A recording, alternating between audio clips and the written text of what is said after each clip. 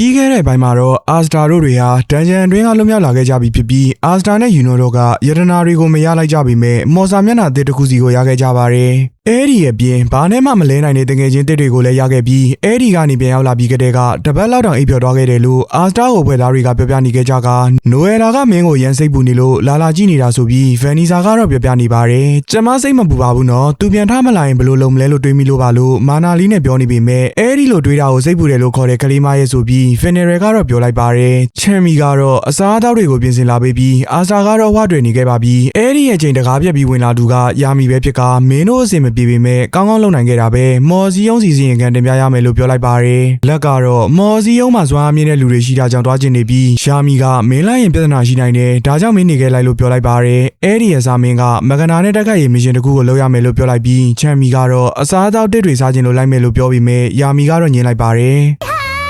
じゃあ私が代わりに行きます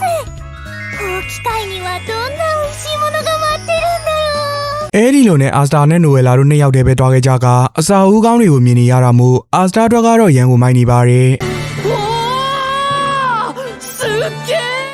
်အဲ့ဒီမှာတော့ Cloud တွေနဲ့လည်းတွေ့ခဲ့ပြီးဒီတစ်ချိန်မှာတော့ Cloud ရောက်ဟာကောင်းကောင်းဆက်ဆံနေပြီဖြစ်ပါတယ်မင်းအဆင်ပြေရလားလို့ Cloud ကမေးတော့များများစားများများအိတ်လိုက်ရင်ကောင်းသွားမှာပါလို့အာစတာကပြန်ပြေခဲ့တယ်မင်းကချာတိတ်လားလို့ယူနိုကပြောနေတော့ဘသူကချာတိတ်လဲကွာမင်းနဲ့ငါကတက်တူရွယ်တူပဲဆိုပြီးစကားများနေကြပါသေးတယ်မီမိုဇာနင်ကိုဘေးလို့တက်တာသွားပါပြီကျေးဇူးပါလို့လမ်းပြောလိုက်တော့ဘာမှမပြောဘဲရှက်ရှက်နဲ့ထွက်ပြေးသွားပါတယ်မင်းလက်မြောက်လိုက်တော့မင်းလက်တွေကတူတင်ထားတာတက်တုံနေပုံရတယ်အဲ့ဒါကြောင့်တူလန်သွားတာတင်တယ်လို့ယူနိုကတော့ပြောနေပါတယ်ဘာဖြစ်လို့လဲမီမိုဇာလို့နိုဝယ်လာကတွားပြီးတော့ငါဘာလို့ရမလဲမသိတော့ဘူးနိုဝယ်လာငါအာစတာကိုမြင်တိုင်းငါရဲ့ဘာတွေကတင်းလာတယ်စားတွေးတဲ့နေ့တည်းကသူ့အကြောင်းကိုမစင်စားပဲမနေနိုင်ဘူးငါဘာတွေဖြစ်နေတာလဲမသိဘူးငါဒီလိုထွက်ပြေးလိုက်လို့သူမုံသွားမှာကိုရမ်းကြောက်တယ်ဆိုပြီးပြောနေတာကြောင့်နိုဝယ်လာတယောက်ဟာပါဇက်အောင်သားဖြစ်နေခဲ့ရပါတယ်ဘာလို့သူ့ကိုလဲသူကတော့တာငတုံငပုအတန်ကလည်းကျဲသေးတယ်လို့ပြောတော့အဲ့ဒီအချက်လေးတွေအကုန်လုံးကိုသဘောကျမိလို့လေလို့ပြောနေခဲ့ကနိုဝယ်လာကလည်းငါဘာလို့အဲ့ဒီလောက်တွေးပြက်နေရတာလဲငါအဲ့ဒီငတုံကိုဘာမှမခံစားရဘူးလို့သူ့ကိုသူပြန်တီးပေးနေပြီးမိန်းကလေးနှစ်ယောက်လုံးကရက်သွေးတွေပြနေကြပါတယ်အခုဆိုရင်အာစတာကစော်ကြီးပဲလေးတောင်ဖြစ်လို့နေပါပြီလေးလုံးလို့ခေါ်တာတောင်မှ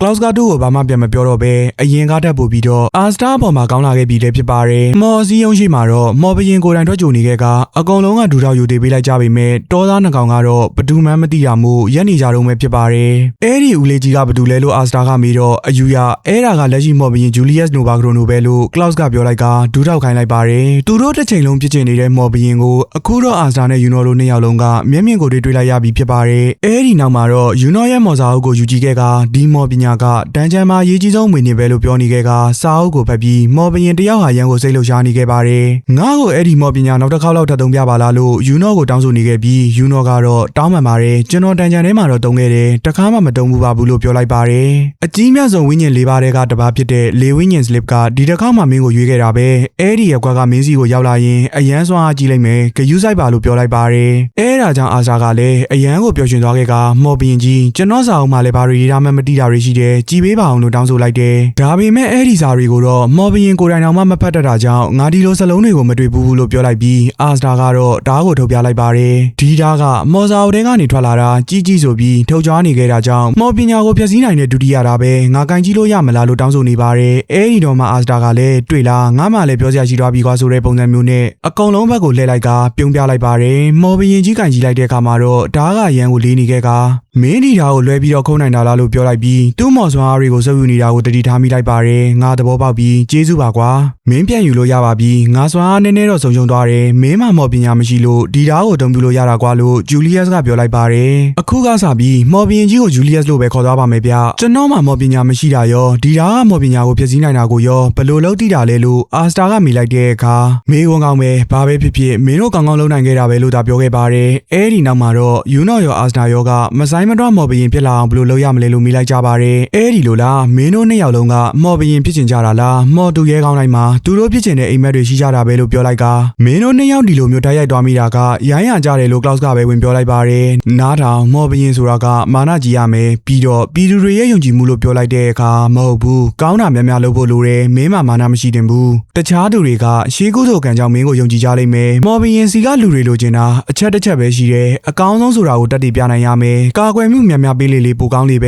အဲ့ဒီလိုမှမလုပ်နိုင်ရင်တော့ပတော်မအပေါ်ကိုရောက်မှာမဟုတ်ဘူးလို့ဂျူလီယက်စ်ကပြောခဲ့ပါတယ်သူတို့လုပ် ပါမယ်လို့ယူနော်နဲ့အာဇာကပြောလိုက်တာကြောင့်ဂျူလီယက်ကလည်းတော်တော်ကိုတဘောကျသွားပါတယ်ဒီနေ့မှဒူးချွန်တဲ့မော်တူရဲကောင်းတွေကိုဂုဏ်ပြုမဲ့ပွဲလေးရှိတာကြောင့်ပြင်ဆင်မှုတွေလုပ်နေတယ်မင်းတို့အားလုံးကိုလည်းဖိတ်ခေါ်ပါတယ်လို့ပြောလိုက်ပါတယ်အာစတာကတော့အဲ့ဒီပွဲကဘာလဲဆိုတာကိုသိချင်နေပြီးနိုအယ်လာနဲ့ကလော့စ်ကတော့ခံစားချက်တွေမကောင်းမှုဖြစ်နေပါတယ်အခုတော့မင်းတို့ကသူတို့တက်တာတဲ့ရလက်ကိုပေးနိုင်မှာလားလို့ဂျူလီယက်ကမိကအခန်းတကားကိုဖွင့်လိုက်ပါတယ်အခန်းထဲမှာတော့ Magic Knight ခေါင်းဆောင်တွေနဲ့တခြားအဖွဲ့ဝင်တွေကိုလည်းတွေ့လိုက်ရပါတယ်ကလိုဗာကင်းတန်းမှာ Magic Knight တွေကိုသူတို့ရဲ့မော်စွာအလိုက်အဆင့်သတ်မှတ်ထားတာရှိပါတယ် Wizard King, Grand Magic Knight, Senior Magic Knight, Intermediate Magic Knight, Junior Magic Knight ဆိုပြီးဖြစ်ပါတယ်မော်ဘရင်ကအမြင့်ဆုံးမှရှိပြီးတော့ကျန်တာတွေကိုတော့ဆင်းလိုက်ခွဲထားပါတယ်ဒီအခန်းအနားမလုပ်ခင်မှာမော်တူရဲကောင်းတွေရထားကြတဲ့ကျဲတွေရဲ့လိုက်သူတို့ကိုမော်ဘရင်ကဆင့်တိုးပေးပါတယ်ကျဲရှစ်လုံးရထားတဲ့ Leo of Vermilion of the Christmas Lion King ငါမင်းကို Intermediate Magic Knight ကနေဒုတိယအဆင့်မော်တူရဲကောင်းပြတိုးမြင့်လိုက်ပြီးမင်းအကိုလိုပဲမင်းကမီးမော်ပညာကိုတုံးတာနော်မင်းကလည်းစွမ်းအားကြီးတော့မာနာတော့မကြီးသွားနဲ့ပေါ့လို့ပြောလိုက်ပါတယ်ကျဲ6လုံးရထားတဲ့ Blue Rose Knight ဘွဲက Soul Maroon Intermediate Magic Knight တတိယအဆင့်ကိုတိုးပေးမယ်မင်းကယောက်ျားတစ်ယောက်လိုတန်ပါတယ်လို့မြေကြီးမော်စွမ်းအားလည်းတော်တော်ကောင်းတယ်ကျဲ6လုံးရထားတဲ့ Saber Eagle က Solid Saber Intermediate Magic Knight တတိယအဆင့်ကိုတိုးပေးမယ်မင်းရဲ့ထိန်ချုပ်မော်ပညာကရမ်းမိုက်တယ်မင်းသာတခြားလူတွေနဲ့ချိတ်ဆက်မိရင်မင်းကပို့ပြီးတော့တော်လာမှာပါကျဲ9လုံးရထားတဲ့ Saber Eagle က Nivra Saber Senior Magic Knight ပြင်စမဆင့်ကိုတိုးပေးမယ်မြူမော်နဲ့ကိုပါထုတ်တဲ့မင်းရဲ့တိုက်ခွက်ကရန်ထူကြတယ်ဒါပေမဲ့ရန်သူတွေနဲ့ရန်ပူပူကက်ကက်မတိုက်ခိုက်ပါနဲ့ကျဲ9လုံးရထားတဲ့ Golden Dawn က Harmonious Intermediate Magic Knight ဒုတိယဆင့်ကိုတိုးပေးမယ်မင်းကိုရန်သူကကြီးလိုက်တာနဲ့ Glass Magic တုံးတာကိုမရိပ်မိကြဘူးသူတို့စိတ်မပါလက်မပါဖြစ်သွားမှတည်ကြတယ်ကျဲ10လုံးရထားတဲ့ Golden Dawn က Shiran Dion Intermediate Magic Knight ပထမဆင့်ကိုတိုးပေးမယ်စကားပြောကောင်းတဲ့မော်ပညာဖြစ်ပေမဲ့မင်းကတော်တော်စကားနေတယ်ဒါကြောင့်စကားများများပြောပါကျဲ10လုံးရထားတဲ့ Golden Dawn က LS Dora Sandala Senior Magic Knight ဒုတိယဆင့်ကိုတိုးပေးမယ်မင်းကပျော်ပြောင်းတဲ့မော်ပညာနဲ့ငါ့ကိုအံ့အောင်လုပ်နိုင်တယ်တခါအသုံးပြုပြီးတိုင်းပိုနာယူပေးပါဂိုဒန်တောင်ကစုစုပေါင်းကျဲ80လုံးရပြီးတော့သူတို့ကထိတ်ဆုံးပါပဲတခြားသူတွေလည်းသူတို့လိုပြအောင်ကြိုးစားကြပါမင်းတို့အားလုံးတော်ပါတယ်အားလုံးပြီးပြီဆိုတော့ပျော်ပျော်သာနေကြပါငါဒီနေ့ဒူရဲ့တဲ့တွေဖိတ်ထားတယ်မင်းတို့အချင်းချင်းရင်းနှီးအောင်နေကြတော့ဆိုပြီးဂျူလီယပ်ကစုတွေချင်းမြင်ပြီးတဲ့နောက်ကြီးကျိုးစကားတွေအများကြီးပြောခဲ့ပါတယ်အဲဒီနောက်မှာတော့သူ့ရဲ့လက်ထောက်ဖြစ်သူကအရေးကြီးကိစ္စတစ်ခုပြောလာတာကြောင့်ထွက်သွားခဲ့ပါတယ်စားတော့ကန်အတွင်းမှာတော့အားလုံးကစိတ်ကြည်နေကြတာကြောင့်ဘလို့ပျော်ပျော်နေလို့ရမှာလဲလို့ကလော့စ်ကတော့ပြောနေခဲ့ကဘာလို့ငါတို့ကိုမော်ဘင်ဂျူလီယပ်ကဒီကိုခေါ်တာလဲလို့ပြောလိုက်ပါတယ်အာစတာကတော့ဒီလောက်ကောင်းတာတခါမှမစားဘူးဆိုကပလုတ်ပလောင်းစားတော့နေခဲ့ပြီးမီမိုစာကတော့အနားကိုကက်ကငါရောတူတူစားလို့ရမလားလို့မေးလိုက်ပါတယ်မော်ဘင်ကဒီလိုစောက်တော်သားတွေကိုဘာလို့ဖိတ်တာလဲဘာမော်ငွေးသားမှလည်းမရဘူးသူတို့ကန်ကောင်လို့တန်းချန်ကိုအောင်လာတာသူ့လိုစုပ်တီးစုပ်ပဲကြောက်ကဒီနေရာမှာမရှိတင်ဘူးဆိုပြီးအာစတာကိုတခြားမော်သူရဲကောင်းတွေကဝိုင်းပြောနေခဲ့ကြပါတယ်သူတို့ပြောတာတွေကငါကြားနေကြရာတွေပဲဆိုပြီးတော့အာစတာကခွင့်တောင်လွတ်နေသေးတာကြောင့်ကလော့စ်တို့မီမိုစာတို့တွေကပါဇက်ဟောင်းသားဖြစ်နေကြပါတယ်မင်းတို့အဖွဲ့ထဲမှာလည်းတော်သားတစ်ကောင်ရှိတယ်မလားအဲ့ဒီကောင်ကငါတို့အဖွဲ့ကိုလည်းရောက်ရောဘဝမေ့သွားတယ်သူ့မှာဖိုလီဂလိုဘာရှိတယ်လေလို့လီယိုဘော့ကဂိုဒန်တောင်ကလူတွေကိုတော့ပြောနေခဲ့ပါ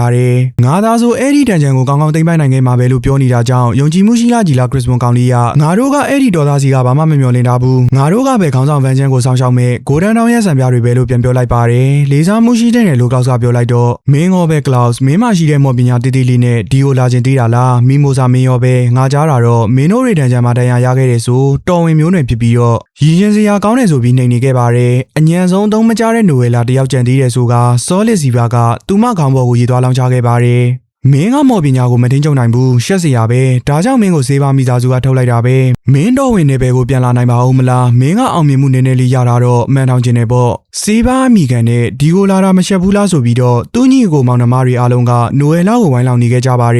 ်နိုဝယ်လာဘဝလေးကမှတကယ်ကိုတနာစရာပါမင်းကဒီနေရာမှာမရှိတင်ဘူးတွားလိုက်တော့မင်းကငါတို့အမိကိုတက်ခဲ့တာလို့ဝိုင်းပြောနေကြတဲ့အခါနိုဝယ်လာကထွက်ပြေးမလို့လုံနေပေမဲ့အာစတာကလမ်းဆွဲလိုက်ပြီးဘာမှထွက်သွားစရာမလိုဘူးလို့ပြောလိုက်ပါတယ်အဲဒီနောက်ပွဲဝိုင်းတစ်ခုပေါ်ကိုမတက်ရလိုက်ကနင်းဒီကိုရောက်လာကြတဲ့ကတော်တော်လေးတိုးတက်လာလို့ပဲနင်းကသူတို့နဲ့ဘာမှမကွာဘူးငါတို့ကိုတော်တာငတုံးကြွတ်ဆုပ်အရှုံသမားငပိန်အဲ့ဒီလိုတွေခေါ်တော့ရောငါတို့ကဘာဖြစ်သွားမှမို့လို့လဲစောင့်ကြည့်နေလိုက်ငါကမော်ဘရင်ဖြစ်လာမှလို့ပြောတဲ့အချိန်မှာဂိုဒန်တောင်ကတယောက်ကမြေကြီးမော်နဲ့ဖန်ဆီးလိုက်ပါတယ်တော်လိုက်တော့ဆောက်ကလေးမင်းကစကားပြောပိုင်ခွင့်တော့မရှိဘူးလို့ပြောတဲ့အခါအာစတာကသူ့ရဲ့ဓာတ်နဲ့မော်ပညာကိုဖျက်ဆီးလိုက်ပြီးဘယ်တော့မှရက်မှာမဟုတ်ဘူးကွာလို့ပြောလိုက်ပါတယ်မင်းတို့ကောင်တွေနားထောင်ကြငါကောင်းကျိုးတွေလုပ်ပြီးမော်ဘရင်ဖြစ်အောင်လုပ်ပြီးခင်ဗျားတို့ပါဇက်တွေကိုပိတ်အောင်လုပ်ပြမယ်လို့ပြောလိုက်ပါတယ်